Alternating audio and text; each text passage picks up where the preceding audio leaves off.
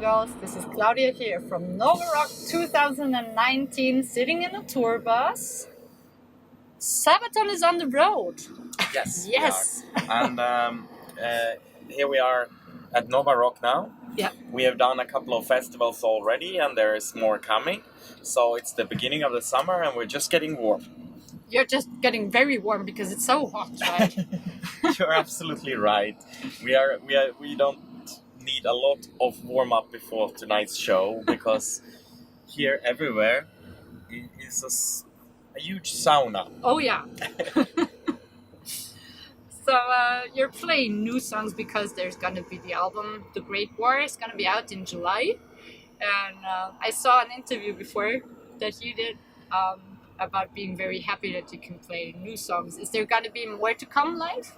Yeah, of course. As soon as songs are being released from the new album, I mean, singles are gonna come out, and then the album's gonna come out on July 19th. So as soon as songs come out, we want to include them in the set list. Oh, cool. So for us to be on the road for the past 2.5 years and playing the same songs, I mean, it's exciting for a while, but then you want new songs. Yes. But it's not up to what we want. It's up to what the fans want. And you see, when we are touring around the world, people want to hear the new song. And even if they might be 2-year-old, they are new to some people we are playing for. Yeah, because you haven't been to that place. Exactly. Yes. So it's a big world. It takes a little bit of time to travel around everywhere and play for everyone. So that's why the old songs for us are still new to some people. And when you're on tour, it's like an effort for the body too.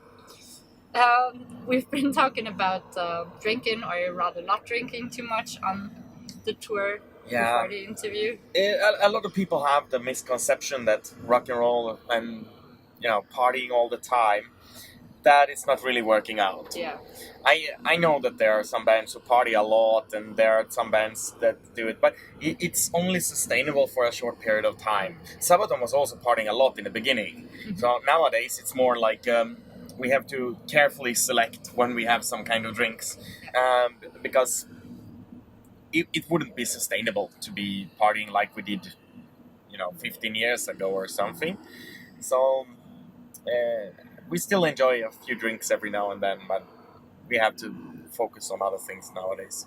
Yeah, the more beer screams are still there, but Yeah, they are still there. but you gotta be careful in that, of course. So now on the tour, this is your living space, the tour bus. And you see a lot of different places and a lot of different people. What is going on when you're coming home from a tour? I think everybody is different there. Some people, they have, we have seen it like this post-tour stress disorder, whatever, which some people can suffer from. And when they go home, they miss touring so much that they lack a sense of meaning in their lives or something. I know that some musicians are like that. And some people, they really enjoy to come home because they miss home all the time. And then I think that touring will not be so good for them. For me personally, I work a lot, and I work when I'm home with the band. So for me, it doesn't really matter. But in theory, my days on the tour, even for example today is fully packed with things to do, it's still sort of a holiday compared to being on the being home. Because I do more hours of working when I'm home. When you're home. The new album is about the First World War, and I heard that you cannot pack so much stuff that you want to say in one song in the interview that I've been looking at. So you have a special channel now. Yeah, a Sabaton History channel. Yeah, it was an idea we wanted to have for a very long time, to tell more deep stories behind the songs. And it has been, the idea has been growing in our minds, like how it should finally look like. And we had the hope that one day we will make it happen. Because I think that it's like this, even though there's a lot of people who say, oh, Sabaton is the best history teachers in the world, and I learned more history from Sabaton than from school. There's a lot of people who say that. And I cannot really to 100% agree when it came to the past. Because in the past, you can only learn a little bit.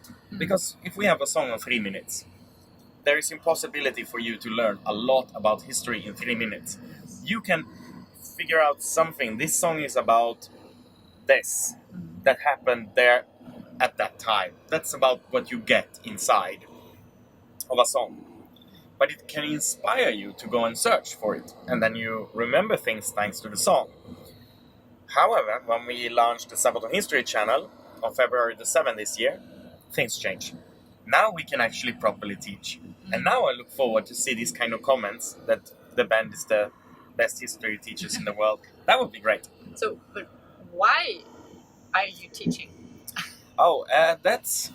Okay, first of all, we wanted people to understand more what the songs are about, why we wrote them, and this. And then I also consider that there is no bad things about knowing history. It can never hurt anybody to know history.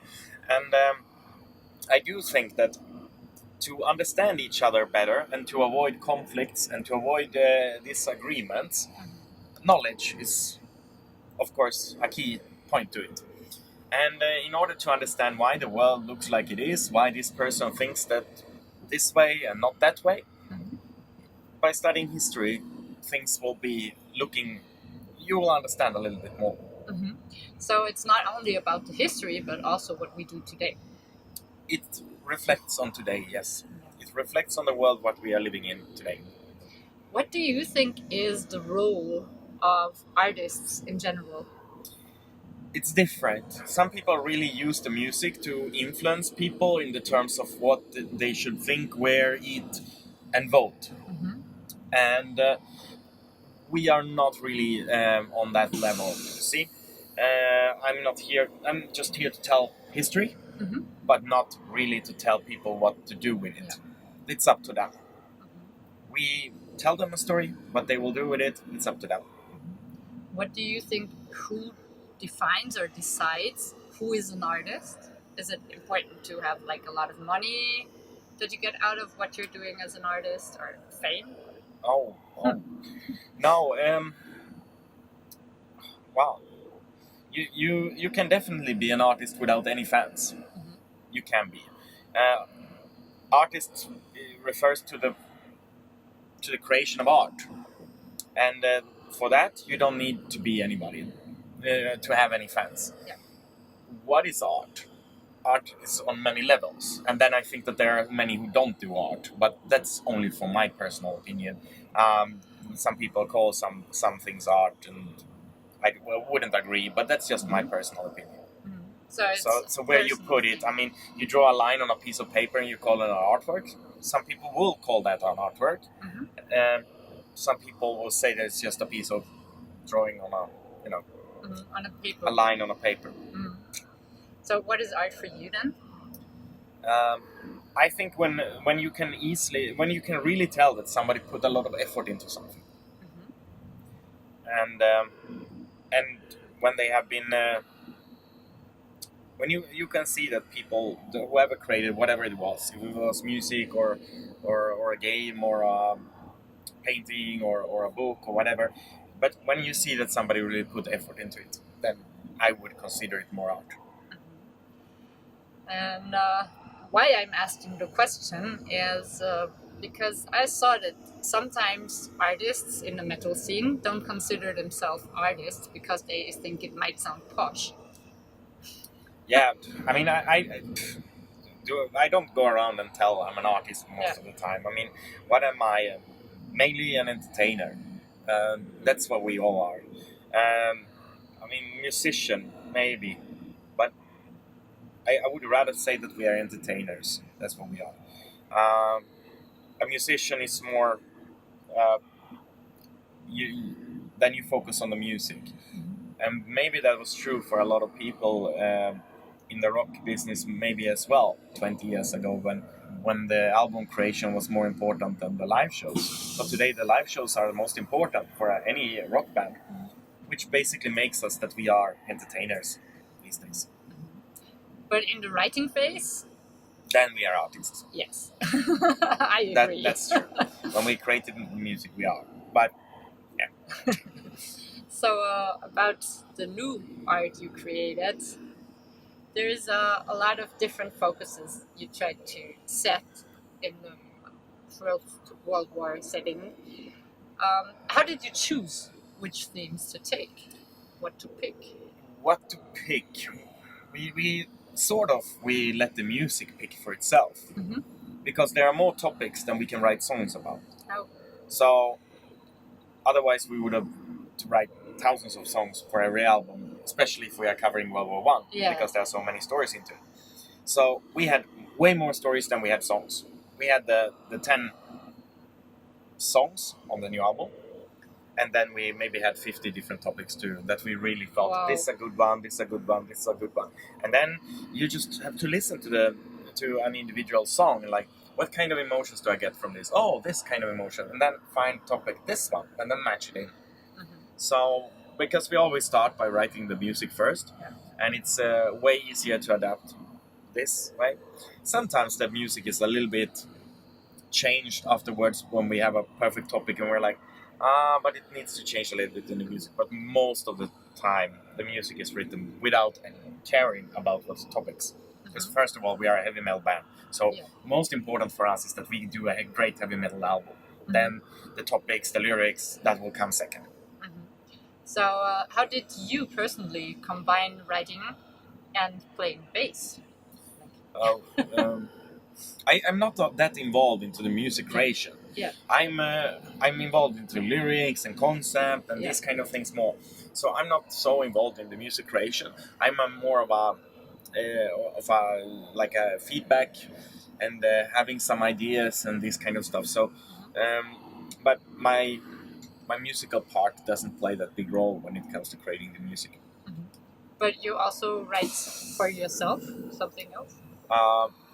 I don't write for myself anything. I don't have any time to do anything else than the band Sabaton. Totally. So it takes all my waking hour and sometimes even my sleep. Oh yeah. So I there's no way I can start another project, another idea. So thank you very much for the interview. Thank you. And we're looking forward for all the music to come. Thank you very much. Bye bye. Bye